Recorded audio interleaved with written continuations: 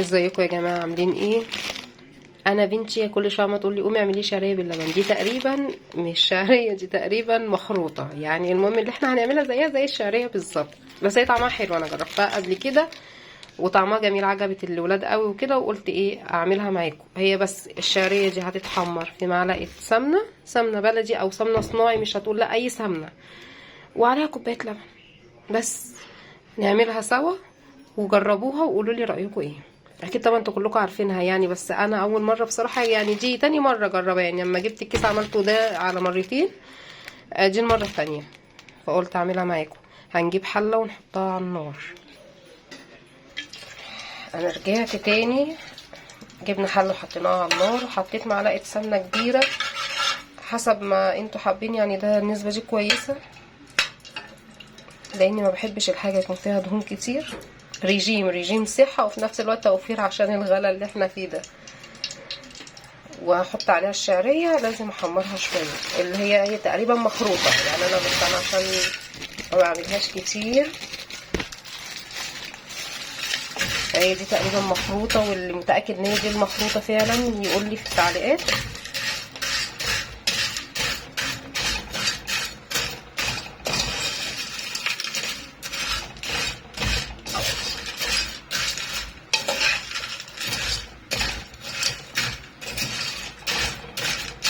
والله هم العيال قعدوا يملوني يقولوا لي لا عاوزين حاجه مسكره، حاجه مسكره يوميا. لو مفيش حاجه مسكره يعني ربنا اللي يعلم بيحصل فيا ايه.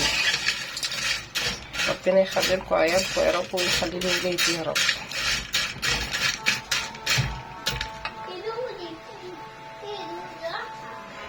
هسيبها تاخد لون ذهبي كده وارجع لكم تاني عشان الفيديو ما يطولش عليكم.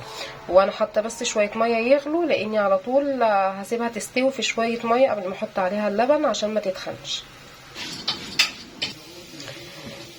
اديها كده اتحمرت. انا بالنسبه لي اللون ده كويس عشان ما تتحرقش.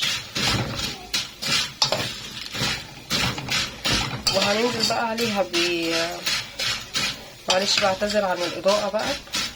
هننزل عليها بشويه ميه سخنه تستوي فيها عشان ما تتخنش في اللبن. بسم الله الرحمن الرحيم.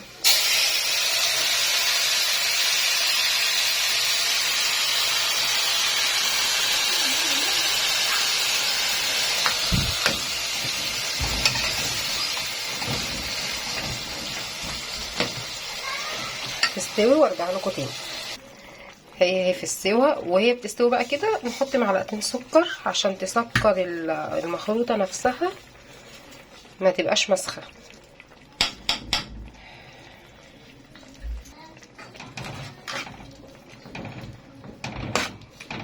اديها تقريبا وسيبيها بقى تكمل السوا. ولو ما فيش البتاع اللي اسمها المخروطه دي، مش شرط يعني اي حاجه اي المتاح عندك. لا انت لو عندك شعريه هتعمليها نفس كده، يعني هي حاجه بسيطه، اي حاجه للاولاد وخلاص. يعني المتاح عندك في البيت اعمليه وخلاص. مفيش حاجه هتقول لا ديت موجوده اعمليها. شعريه اللي هي الشعريه العاديه تعمليها، مفيش حاجه هتقول لا في الايام اللي احنا فيها دي. هي كده هي يعتبر دخلت في السوا وشربت الميه، بس هزود لها تاني معلقه سكر. انا عاوزاها حابه ان هي تكون مسكره.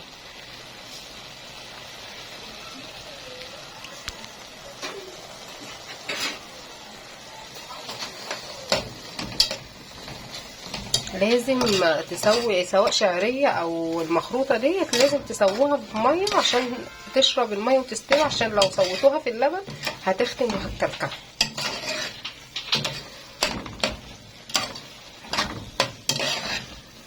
هي كده تقريبا خلاص.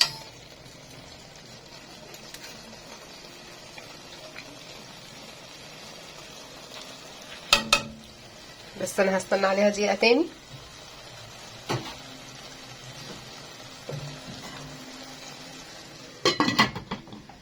وهرجع لكم تاني برضو عشان الفيديو ما يطولش عليكم. بسم الله الرحمن الرحيم. انا كده بالنسبه لي تمام. هننزل بقى عليها باللبن. هي دوبك كوبايه لبن، يعني حسب امكانياتك. اللبن اللي عندك موجود مش هيقول لا.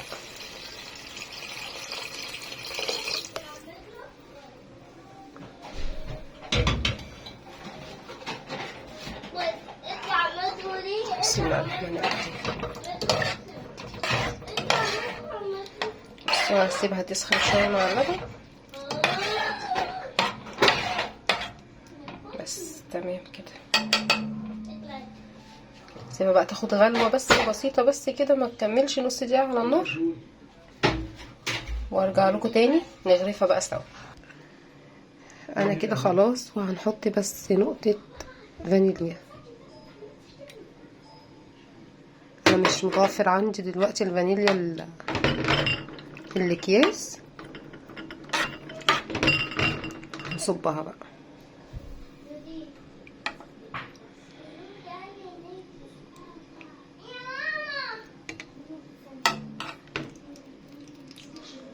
لا بص، انا هصبها وارجع لكم لحسن ايه شكلها تقع عليا. انا صبيتها كده في الاطباق. معلش انا ما بعرفش اتحرك بالكاميرا وكده. وده كيس انا عاملاه فيه سكر وفيه جوز هند وفيه زبيب، عاملاه بقى للبليله للشرايب اللبن المتاحه عندي، يعني بحط منه.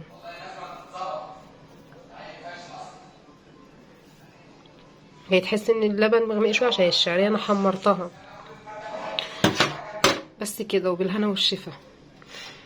فانا بقول لكم المتاح عندكم استخدموه. انا عندي اطفال، وانا يعني انا على طول الحلويات دي، يعني انا ممكن اقعد ما اعملش اكل خالص، بس هم سكريات سكريات سكريات. الله يعيننا كلنا يا رب ويقوينا، ودي بابسط الامكانيات. يعني اي حاجه عندك متاحه اعمليها، ويا رب الفيديو يكون عجبكم.